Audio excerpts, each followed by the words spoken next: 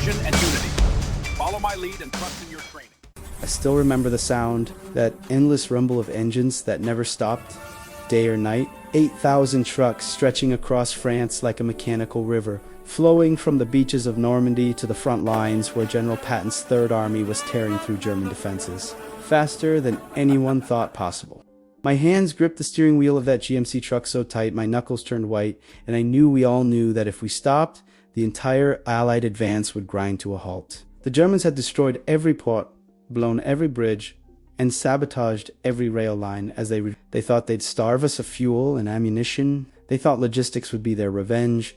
They were wrong. August 25th, 1944. The date is burned into my memory like a brand. I was 23 years old, a black soldier from Georgia who'd never driven anything bigger than my daddy's pickup truck before the army put me behind the wheel of a 2.5-ton cargo carrier. They called us the Red Ball Express, named after the red balls that railroad companies painted on their fastest freight trains. Fast. That's what they needed us to be. Fast and fearless and completely insane. The morning they briefed us, a white colonel stood in front of our all-black transportation company and told us the truth without sugarcoating it. Paris had just been liberated. Patton's tanks were racing toward Germany at speeds that rewrote every military textbook, but those Sherman tanks drink gasoline like alcoholics drink whiskey, 5 gallons per mile. Artillery shells, medical supplies, food, water, replacement parts, everything had to move from the beaches at Normandy to the front lines 400 miles away. And the only way to do it was us. Road, truck, driver. Repeat. The colonel looked at us like we were his last hope. Because we were. He said the Germans were laughing at Supreme Command, saying American logistics would collapse before Christmas. He said German generals were placing bets on how long before our fuel ran out and their counterattack could begin. Then he said something I'll never forget. Gentlemen, you're about to prove them wrong, and you're going to do it at 60 miles per hour on roads that weren't built for it, in trucks that weren't designed for it, with less sleep than any human should survive on. You're going to be heroes that nobody will talk about. He was right about that last part, at least for a long time. We rolled out that first night in a convoy so long, I couldn't see the end of it in either direction. Just red taillights disappearing into the darkness ahead, and the glow of headlights in my mirrors behind. The French countryside was beautiful in that devastating way, that war-torn places, ancient stone farmhouses with walls blown open like dolls, revealing the intimate lives that used to exist there. Fields that should have been gold with wheat were instead cratered and burned. And everywhere, the smell of death that summer couldn't quite mask. But we had a rhythm to maintain, 60 miles per hour whenever possible. The trucks were governed to prevent it, but we learned quickly how to bypass the governors. Had to. Time wasn't just money in this operation, time was lives. Every hour we saved meant another hour Patton's boys could push forward. Every gallon we delivered meant another mile deeper into Hitler's territory. We weren't just driving trucks. We were the fuel that powered the liberation of Europe, and we felt the weight of it in our bones. The roads were a nightmare. Pre-war French highways weren't built for military traffic. Certainly not for an endless stream of heavy trucks moving at highway speeds 24 hours a day. The asphalt would literally melt under our wheels in the August heat, turning sticky and soft like black honey. You could smell it hot, tar, and rubber, mixing with diesel exhaust and dust until the air itself felt thick enough to chew. At night, we drove with blackout lights, these tiny dim slits that barely illuminated 10 feet ahead.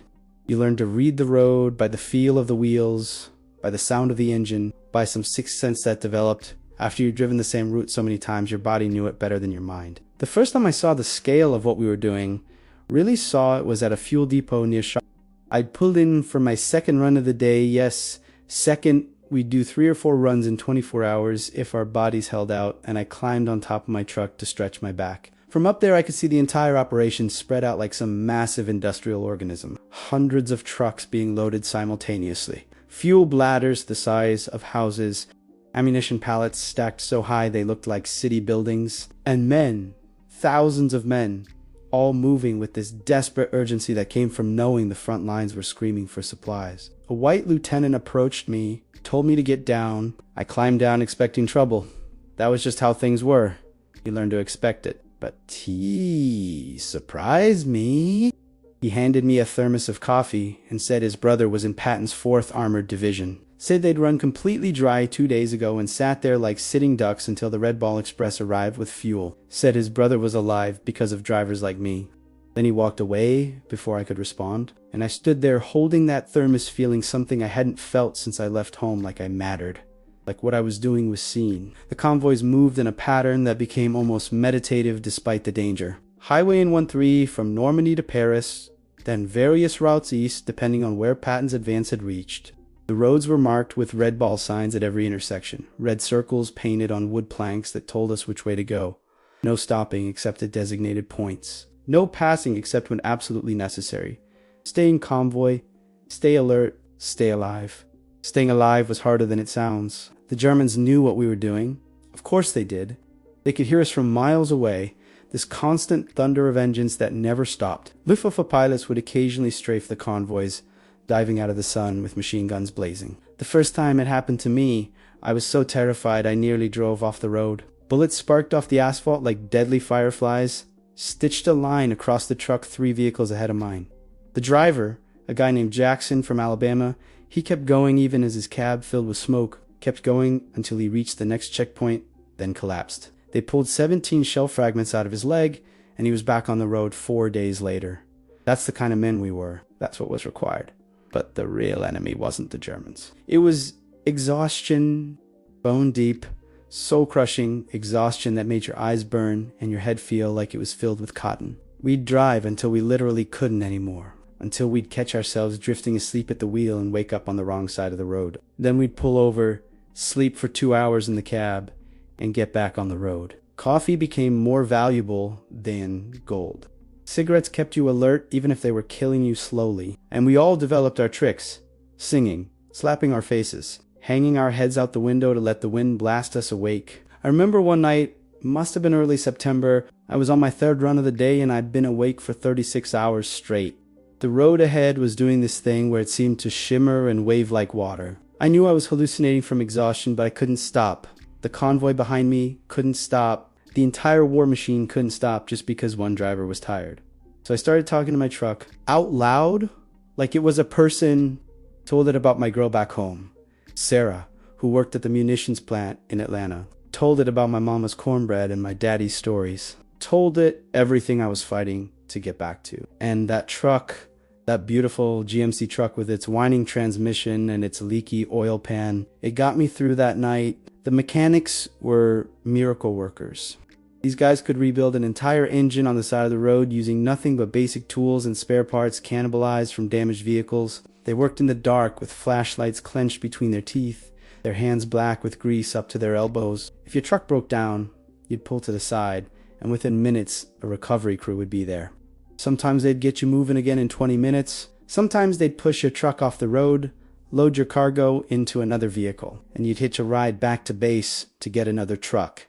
The trucks were tools, important tools, but tools nonetheless. The cargo was sacred. Those cargo loads varied wildly, but it was the fuel runs that mattered most. 5-gallon jerrycans, hundreds of them strapped and stacked in the truck bed. Each can weigh 40 pounds when full, and we'd load and unload them by hand. My shoulders and back were screaming by the end of every day, muscles I didn't even know existed announcing themselves through pain. But you couldn't show weakness. The moment you showed weakness, you'd get reassigned to something easier. And easier meant less important, and less important meant you weren't really fighting the war anymore. We passed through villages where French civilians would line the roads and cheer. Old men would salute us with tears running down their weathered faces. Women would throw flowers that would be crushed under our wheels within seconds. Children would wave little American flags they'd made from scraps of cloth and sticks. They understood what we were doing even if they couldn't comprehend the scale. We were the supply line that kept the liberation moving forward. Without us, their freedom stopped. With us, it accelerated. There was this one town, I never learned its name, where an old woman ran into the road and forced my convoy to stop. The trucks behind me started honking, drivers yelling, but she wouldn't move. She came up to my window and thrust a bottle of wine and a loaf of bread into my hands, speaking rapid French that I couldn't understand, but I understood her eyes. Gratitude so deep it was almost unbearable to witness. I took her gifts, thanked her in broken French, and drove on with tears streaming down my face that I angrily wiped away before anyone could see. The racial dynamics of the Red Ball Express were complicated in that way that only war can make things. We were an almost entirely black unit doing work that was absolutely critical to Allied victory.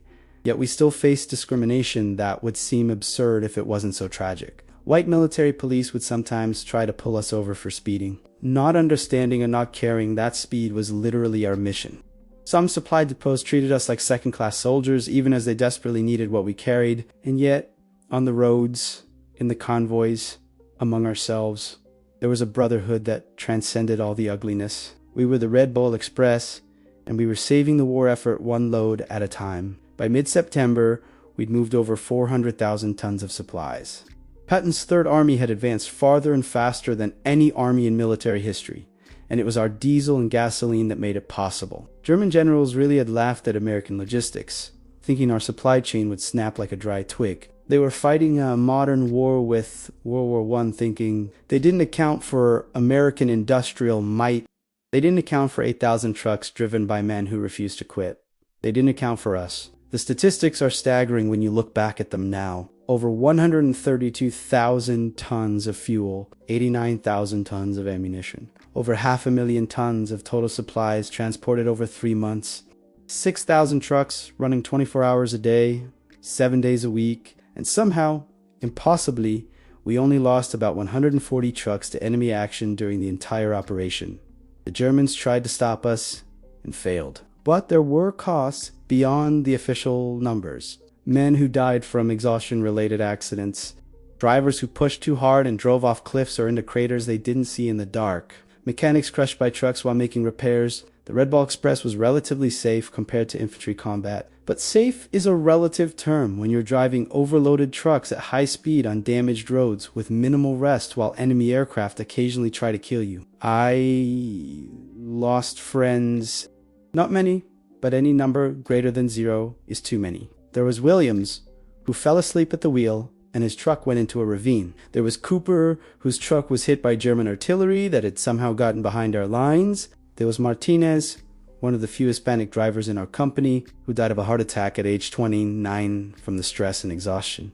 We mourned them in the only way we knew how. We kept driving. We delivered their final loads, and then we got our next assignment, and we kept the supply line moving because that's what they would have wanted. The Europeans didn't understand American logistics at first. The Germans certainly didn't. Even the British were skeptical. European warfare had always been constrained by supply lines that moved at the speed of horses and railroads. The idea that you could supply an entire army using nothing but trucks and roads seemed impossible to them. But we Americans, we came from a country built on highways and automobiles. We understood what was possible in a way that centuries-old military traditions didn't. There was a British liaison officer who visited our depot one day, a major with a perfectly pressed uniform and a skeptical expression. He watched our operation for about an hour, taking notes on a little pad. Then he put away his pen and just stood there staring. Finally, he turned to our captain and said, in this posh accent that sounded like a movie, "Good God, you're actually doing it. You're supplying an entire army at speed using nothing but lorries. The Germans must be absolutely terrified." Our captain, a black man from Chicago who'd fought his way up through the ranks, despite every obstacle the army could throw at him, just smiled and said, "Yes, sir, we are." That moment crystallized something for me. We weren't just winning a logistical challenge. We were revolutionizing warfare itself. After the Red Ball Express, military thinking would never be the same. Supply lines didn't have to crawl at a snail's pace. Armies didn't have to pause and consolidate. With enough trucks, enough fuel, enough determined drivers, you could sustain an advance that previous generations would have thought impossible. We were writing the future of military logistics in diesel smoke and tire rubber. The weather turned in late September, bringing rain that made the roads even more treacherous. The trucks would hydroplane on the wet asphalt, skid sideways if you weren't careful. Visibility dropped to almost nothing when the rain came down hard, and we'd be driving on instinct more than sight. The mud was worse. Some of the alternate routes we had to take when main highways got too clogged went through dirt roads that turned into swamps after a good rain. We'd slip and slide, chains on the tires, throwing mud everywhere, and sometimes it would take half an hour to go a mile. But we went that mile, always forward, never back. October brought the first real cold. Nothing like the winter that would come later, but enough that your breath fogged and your fingers got numb on the steering wheel. We drove with the windows down to stay alert, and the cold helped with that, but it was miserable. Your nose would run constantly. Your ears would ache. And somehow you had to maintain that same killing pace, that same desperate speed, even as your body screamed for warmth and rest. I started to lose track of time. Days blurred into nights, blurred into days again. I could tell you what time it was by looking at the position of the sun or stars, but I couldn't have told you what day of the week it was if my life depended on it. Every day was the same load, drive, unload, drive back, load again. A cycle that repeated until it felt like my entire existence had always been and would always be this truck, this road, this mission. There were moments of beauty, though. Stolen glimpses of the world beyond the war.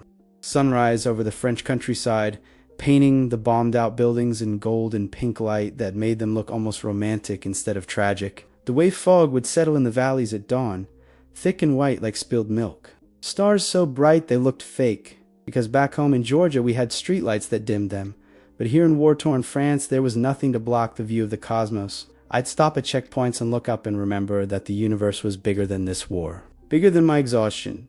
Bigger than any of the hate and violence that had brought us here. The front lines kept pushing east, which meant our routes kept getting longer. What started as a 300-mile round trip became 400, then 500. We were driving from the beaches of Normandy almost to the German border, and the Germans were fighting harder as they got pushed back onto their homeland.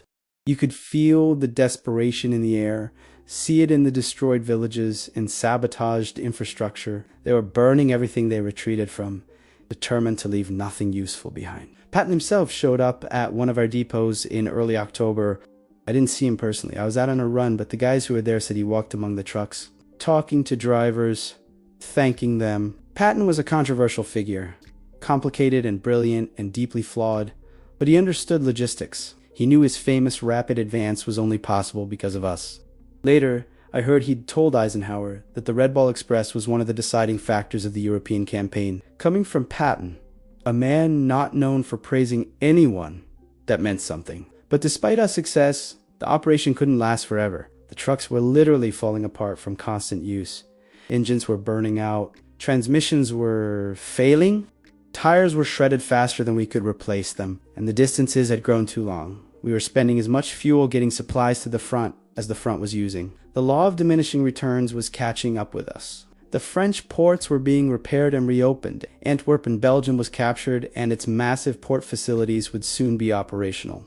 Rail lines were being rebuilt. The conventional supply chain that should have been supporting the advance from the beginning was finally catching up. The Red Ball Express had been an emergency measure, a desperate improvisation that had somehow worked far beyond anyone's expectations. But like all emergencies, it couldn't last forever. November 16th, 1944. The day the Red Ball Express officially ended operations, I remember feeling this strange mix of relief and loss. Relief because my body was screaming for rest, for real rest, not the 2-hour naps I'd been surviving on. Relief because the constant danger would end, because I'd have time to think about something other than the road ahead. But loss too, because we'd accomplished something extraordinary. We'd proven something to the world and to ourselves, and now it was over. The final convoy was almost ceremonial. We drove slower than usual, savoring the familiar road one last time. At the final depot, there was no big ceremony, no speeches, no medals, just the captain telling us we'd done good work and we should be proud. We should be proud, as if pride could capture what we'd done. As if any emotion could encompass moving 400 million pounds of supplies across France in less than 3 months while the fate of the free world hung in the balance. They sent us 2 different units after that. Some went to other transportation companies, some were assigned to the Pacific Theater. A few lucky ones got sent home. I ended up in a maintenance depot near Paris, spending the rest of the war fixing trucks instead of driving them. It was important work, necessary work, but it wasn't the same. Nothing would ever be the same as those 81 days when we were the Red Ball Express and the entire Allied advance depended on us. Years later, after the war, I tried to explain it to Sarah, my girl who became my wife. Tried to make her understand what it felt like to be part of something so much bigger than yourself, to know that history was depending on you personally to do your job. She'd listen patiently, holding my hand, but I could see she didn't quite get it. How could she? How could anyone who wasn't there understand what it meant to drive through the night, with bombs falling in the distance and the weight of liberation itself strapped in the back of your truck? The historians mostly forgot about us for decades. The big histories of World War II talked about D-Day and Patton's advance and the liberation of Paris, but they glossed over how any of it was possible. They didn't mention the 8,000 drivers, mostly black men, who made it all work. We were a footnote if we were mentioned at all. That hurt, not going to lie. We'd saved the advance, maybe saved the war, and the world shrugged and moved on. But some people remembered, the French remembered. I went back in 1989, 45 years later, and there were still red ball signs at some of the intersections. Museum exhibits about the supply effort, plaques thanking the American drivers who'd helped liberate France. The French understood what we'd done in a way our own country took much longer to recognize. The American military remembered too, in its own way. Modern military logistics doctrine is built on lessons learned from the Red Ball Express. The idea that you can sustain a rapid advance with truck supplies, that speed matters as much as that improvisation and determination can overcome seemingly impossible obstacles. All of that came from us. Every modern military operation that relies on convoy operations owed something to those 81 days in 1944 when we proved it could be done. The trucks themselves have mostly disappeared, scrapped for metal, or left to rust in some forgotten depot. But I remember mine, number 2347, a GMC CCKW, what we call the Jimmy Green paint faded by sun and scratched by tree branches. A dent in the left fender from where I'd clipped the wall in some village whose name I never learned. A steering wheel wrapped in tape where the rubber had worn through, an engine that whined in third gear but purred in fourth. That truck was my partner, my companion, my lifeline. I spent more time with that truck than with any human being during those months. I knew its quirks and its strengths and exactly how hard I could push it before something broke. Sometimes, even now, I dream about driving. I'm back on that French highway, the one that ran through Chartres and toward Paris.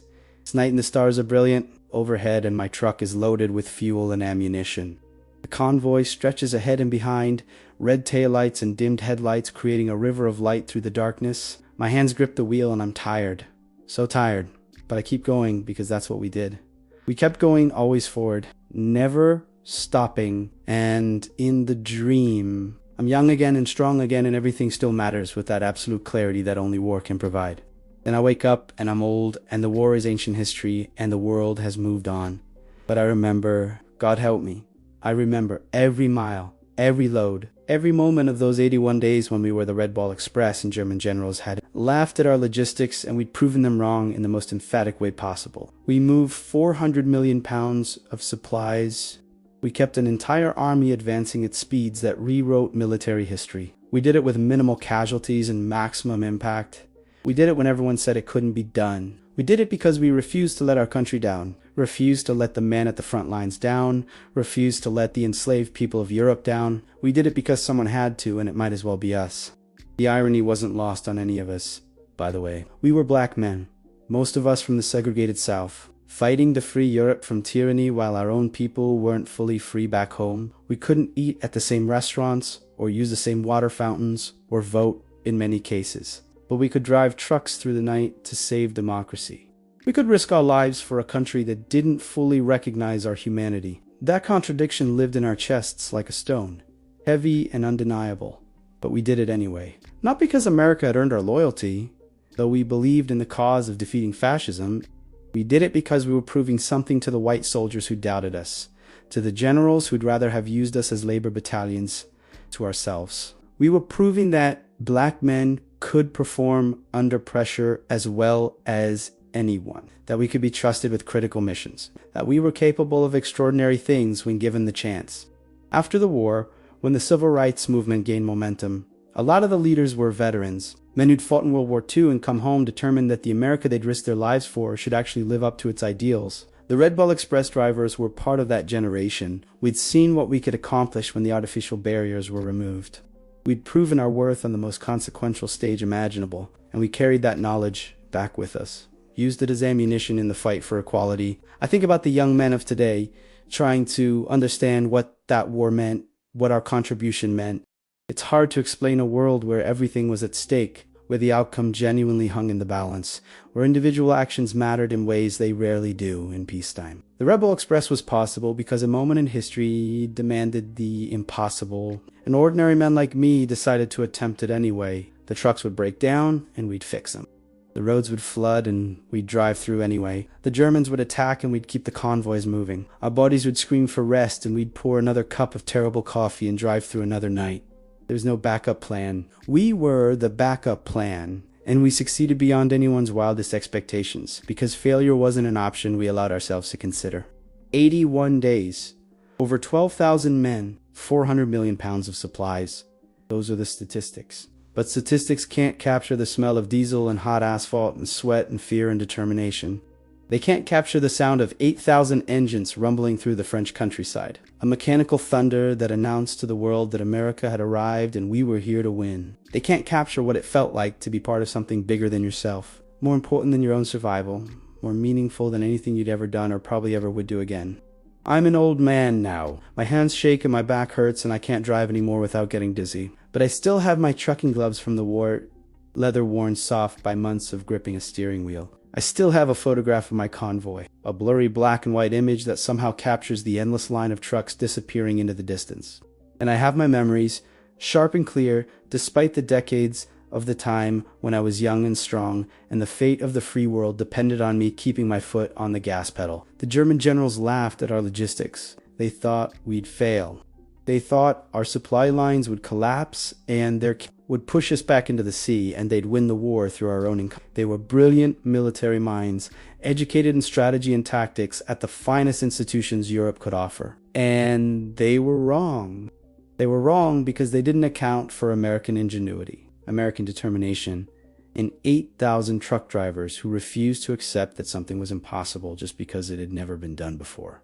We were the Red Ball Express. We kept rolling when everyone said we'd stop. We delivered when everyone said we'd fail. We made history while driving trucks through the night on damaged roads with too little rest and too much weight on our shoulders. And we'd do it again if we had to, because that's who we were. That's who we are. Those of us still alive to remember. The war ended. Germany surrendered. Europe was liberated. And somewhere in France, there are still faded red balls painted on old signs at forgotten intersections, marking the route we drove so many years ago. Most people drive past without noticing, without knowing what those symbols meant, without understanding the sacrifice and determination and sheer stubborn willpower they represented. But we know those of us who were there, and sometimes late at night, when the world is quiet and my mind drifts back across the decades, I can still feel that steering wheel in my hands, and hear that engine rumbling beneath me and see that endless road, stretching ahead into the darkness. And I'm young again, driving through the French night with a load of fuel and ammunition. Part of a convoy that never stopped, part of an operation that saved an army, part of a moment in history when ordinary men did extraordinary things. The Germans laughed at our logistics. We had the last laugh. And the sound of it was 8,000 truck engines, rolling forward into history, refusing to stop until victory was won.